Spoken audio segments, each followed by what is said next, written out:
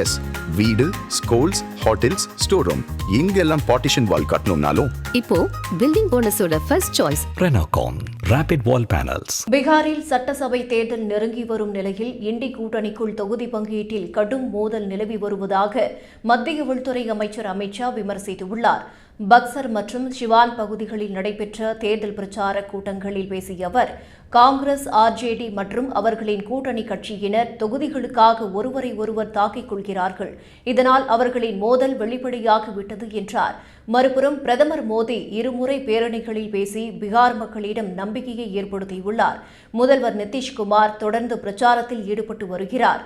பாஸ்வான், குஷ்வாகா உள்ளிட்ட தலைவர்கள் அனைவரும் மாநில வளர்ச்சிக்காக ஒருங்கிணைந்து செயல்படுகிறார்கள் என தெரிவித்தார். மேலும் தான் 2 மாதங்களாக பீகாரில் சுற்றுப்பயணம் மேற்கொண்டு வருவதாகவும் எங்கு சென்றாலும் மக்கள் கூட்டம் பெருகி வருவதாகவும் குறிப்பிட்டார். நவம்பர் 14 மதியம் 1 மணிக்குள் லாலு பிரசாத் மகன்களின் அரசியல் ஆட்டம் முடிவுக்கு வரும். பீகாரில் மீண்டும் பிரதமர் மோடியின் தலைமையின் கீழ் தேசிய ஜனநாயக கூட்டணியின் ஆட்சி அமையும்.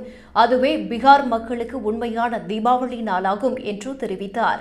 தொடர்ந்து பேசிய அமித் ஷா, 20 ஆண்டுகளாக குற்றவாளியாக இருந்த சகாபுதீன் மகனுக்கு ஆர்ஜேடி தலைவர் லாலு பிரசாத் சீட் கொடுத்தது குறித்து கண்டனம் தெரிவித்தார்.